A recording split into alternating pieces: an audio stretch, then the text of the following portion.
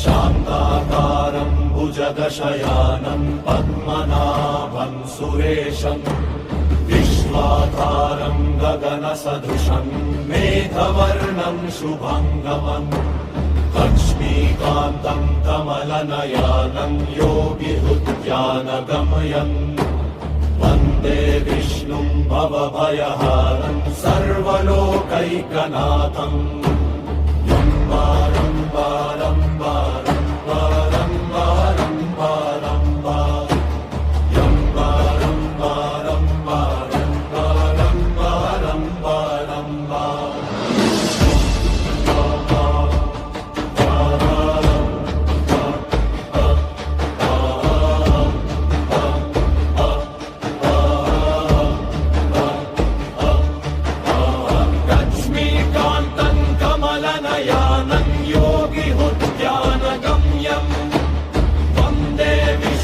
भवभयहरम्